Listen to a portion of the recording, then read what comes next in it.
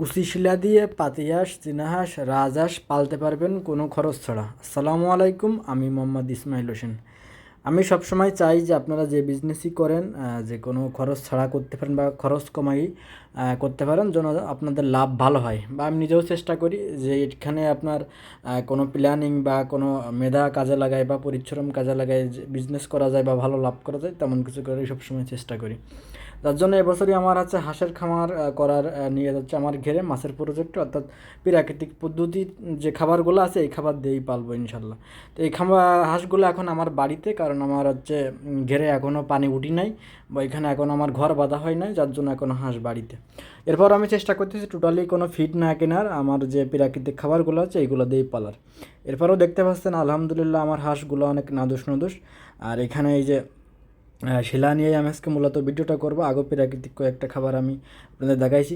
এক কথা, আপনারা যদি প্রকৃত পরিশ্রম করার নিয়েতে হাঁসের খামার করেন বা পরিশ্রম করতেছেন, তাইলে আমার মনে হয় যে হাঁস কেনা থেকে শুরু করে আপনার বিক্রি পর্যন্ত টোটালি কোনো খরচ না করলেও চলে।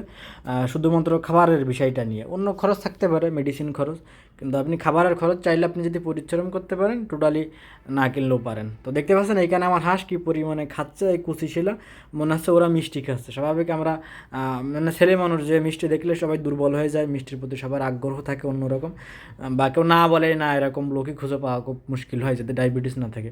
তো হাঁসের এরকম বিষয়টা দেখেন কী পরিমাণে খাচ্ছে, তাতে কিন্তু কোনো কিছুই মিক্স নেই। আমি অল্প একটু খাবার আর কি আমার হচ্ছে মুরগির খাবার থেকে গিয়েছিলো, এই ভুসি আর হচ্ছে কিছু ভাত, ওইটার ভিতরে আর কি সামান্য পরিমাণে দিছি। এরপরে এরা প্রচুর পরিমাণে খায় আপনার। আমার জানা মতে যতগুলো প্রাকৃতিক খাবার আমি এখন পর্যন্ত ট্রাই করছি, তার ভিতরে সবথেকে বেশি এই কুচি শিলাটা খাই। এবার অনেকে বলবেন যে ভাই কুচি শিলা কোথায় পাবো, তারা দেখতে পাচ্ছেন এই যে পানিতে, এটা আমাদের এলাকায় খানা বলে বা ড্রেন বলতে পারেন।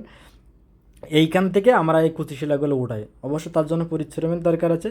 দিনে 2বার করে আমরা এই খানাগুলো থেকে এলাকার যে ড্রেনগুলো আছে এখান থেকে সংগ্রহ করে এই কুচি শিলা আপনাদের যে এলাকায় পানি আছে বা যেখানে খানা আছে বা ড্রেন আছে এরকম, সেইখানে এই সিজনে ইনশাল্লাহ পাবেন। 12 মাসে থাকে এটা, তবে হয়তো বা বৃষ্টির সময় মানে পানির ফোর্সের কারণে নাও থাকতে পারে, অন্যদিকে চলে যেতে পারে।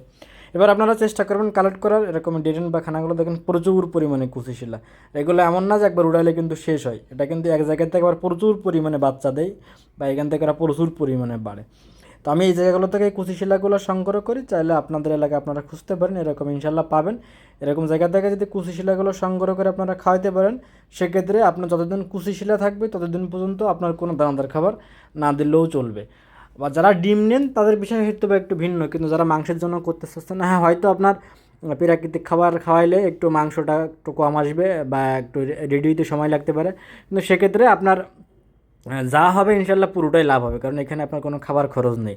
আর হাঁসে কিন্তু প্রচুর পরিমাণে খাবার খায়, আপনি এদের খাবার কিনে লাভ করতে পারবেন না। কারণ আমার দেখতে পাচ্ছেন এখানে একটা কালো একটা বালতি আছে, এই বালতির এক বালতি কিন্তু এরা আপনার এই একবারেই খেয়ে ফেলায়। এখানে 25টা মতো হাঁস আছে। এবার সব কিন্তু ম্যাচিউড না, এখনও অনেকেই বাচ্চা। পাতি হাঁসগুলো একটু আপনার ম্যাচিউড হয়েছে, বাকি এখানে আমার চীনা হাঁস যা আছে এখনও বাচ্চা। এর ভিতরে আমার কয়েকটা সাইকেলের আছে আর কি, ছোটো আছে অনেকেই।